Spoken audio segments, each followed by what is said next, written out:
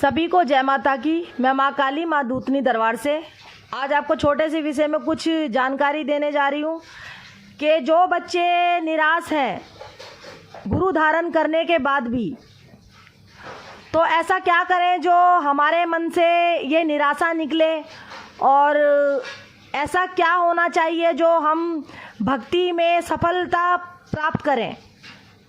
तो सभी को मैं इसी विषय में कुछ छोटी सी जानकारी देने जा रही हूँ, तो वीडियो में बने रहें पूरे अंत तक।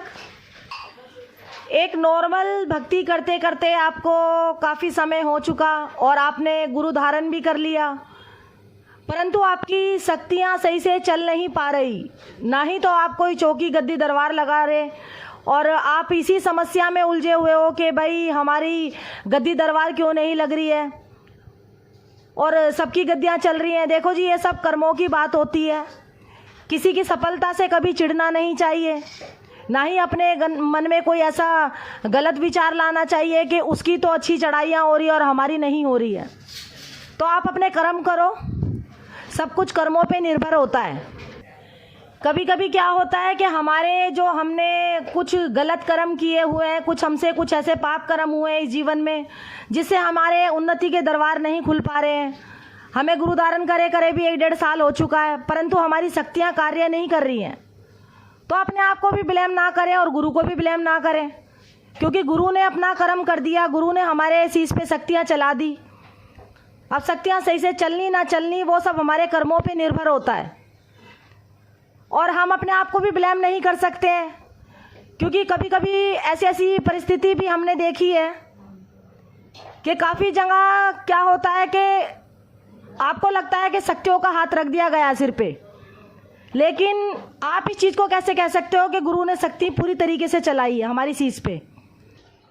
और किसी केसों में ऐसा भी होता है कि भाई गुरु ने अपने पूरी नियम के अनुसार अपनी शक्ति, अपना ज्ञान सब कुछ चेले के झोली में परोस दिया, लेकिन चेले को सही तरीके से चलना नहीं आ रहा है, वो अपने कर्तव्य से भाग रहा है, चेला अपने जब तब से भाग रहा है।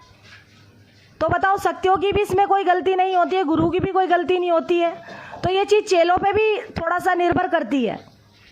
तो इसमें दो पहलू देखे जाते हैं, दोनों तरफ का जो होता है देखना पड़ता है कि भाई हो सकता है शायद कहीं से हमारी गुरु की तरफ से गलती हो रही हो। गुरु सोचता है कि भाई चेले की तरफ से कोई गलती हो रही है, इसलिए शक्ति नहीं चल पा रही है। तो आप मन में निराशा ना रखें, आप अपनी सेवा भक्ति पे लगे रहें, सब उस भगवती पे छोड़ें, क्योंकि गुरु ने पूरी विधि विधान से पूरे नियम अनुसार अपना ज्ञान आपकी झोली में दे दिया। आपको सही तरीके से चलना नहीं आ रहा, आपको पूजा पाठ का कोई नियम नहीं पता है, हो सकता है शायद आप कहीं गलती कर रहे हो, और ये भी हो सकता है कि भाई शायद गुरु ने कोई ज्ञान आपसे रोक रखा हो, कोई शक्ति आपसे रोकी हो, जो आपका कार्य पूरी तरीके से बन नहीं पा रहा है। क्योंकि किसी परिस्थिति में ऐसा भी होता है कि भाई गुरु शक्तियाँ रोक देते हैं, लेकिन निराशा ना करें अपने मन में। जो भी आपसे गुरु से जो भी आपको ज्ञान मिला है, जो भी आपको ऐसा लगता है कि आपके सिर पे गुरु ने हाथ रख दिया है, आपकी शक्ति चला दी है, कुछ समय के लिए शक्तियाँ चली हैं, उसके बाद में आपका कार्य पूरा बंद हो चुका है, तो मन में निराशा ना करें, क्योंकि गुरु से ज़्यादा गुरु का नाम होता है। आप गुरु के नाम से चलें, गुरु मिथ्या कभी ना करें, बस गुरु का नाम लेके चलें। और ऐसा भी नहीं है कि गुरु कोई छल करता है, चेले की भी कहीं ना कहीं कमी होती है, जो लगता है कि भी हमारे शिष्य कोई अपनी राह से भटक रहे हैं। देखो, अगर कोई गुरु अपने चेले से छल करेगा तो उसका भागी वो गुरु अपने आप भोगेगा, क्योंकि शक्तियाँ जो होती है वो दोनों पलड़े में न्याय करती है। अगर आपको चेला सही मिल रहा है और अगर आप सही तरीके से चेले के शीश पे हाथ नहीं रख रहे हो, उनके साथ कोई अच्छा व्यवहार नहीं कर रहे हो, कोई उनकी शक्तियाँ रोक के चल रहे हो, तो उसका भुगतान गुरु को खुद करना पड़ता है। शक्तियाँ सबसे हिसाब लेती हैं। और अगर चेला कहीं गुरु से गद्दारी कर रहा है, उनके प्रति मन में कोई गलत भावना ला रहा है, तो चेले से वो शक्तियाँ सारी छिन जाती है। वो शक्तियाँ शिष्य के सिर पे चलेंगी नहीं, वो वहीं बंदिश मार के बैठ जाती हैं। सारे कार्य तुम्हारे रोक देती हैं। जो शक्तियाँ जहाँ से गुरु के हाथ से जो चली है वो वापसी गुरु के पास चली जाती हैं। तो देखो जी, गुरु मिथ्या कभी मत करो। अगर गुरु के मन में कुछ ऐसा हमारे लिए आ रहा है तो आप वो गुरु पे छोड़ दो और उस भगवती पे छोड़ दो। बस आप अपने कर्म करे जाओ, कर्मों से भागो मत, अपने पूजा विधि विधान से मत भागो। जो भी आपको गुरु से मिला है उन बातों का, उन जप तप का, उन भोग प्रसाद का पूरी तरीके से नियम का पालन करो। अपनी सेवा भक्ति में लगे रहो। निराशा अपने मन में बिल्कुल मत लाओ, क्योंकि हम गुरु से अगर भक्ति का हाथ रखवाते हैं सिर पे, सिर्फ भक्ति का हाथ, तो उससे हमारे कार्य अच्छे से चलते हैं। किसी प्रकार से किसी चीज़ में कोई अड़चन नहीं आती है। हमारे घर में भी धन के भंडार भरे रहते हैं। लेकिन इसमें बात आती है शक्तियों की। अगर गुरु ने किसी शक्ति का हाथ हमारे शीश पे रखा है तो शक्तियाँ देखो जी एक टाइम के लिए परीक्षा लेती हैं, क्योंकि कुछ समय के लिए ऐसा होता है कि जो गुरु ने शक्ति का हाथ रखा है हमारे शीश पे, कुछ समय के लिए तो हमारे साथ सही चलेंगी, क्योंकि उस टाइम पे हमारी गुरु परीक्षा चल रही होती है, गुरु परीक्षा ले रहे होते हैं। तो हमें गुरु परीक्षा से भी निकलना पड़ता है। और दूसरी बात, अगर जब शक्तियाँ परीक्षा लेने पे आती हैं 1-1.5 साल के बाद, तो कभी कभी क्या होता है, हमारे काम धंधे सब ठप हो जाते हैं।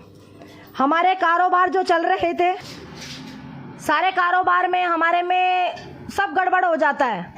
कोई कार्य हमारे ढंग से नहीं बन पाता है। घर में बीमारियां आने लगती हैं। कभी कभी परिस्थिति ऐसी होती है कि माता रानी के भोग प्रसाद के लिए हमारे पास 5 पतासे का हम भोग देने लायक नहीं होते हैं। तेल की कमी पड़ जाएगी ताकि हम जोत ना जला पाएँ।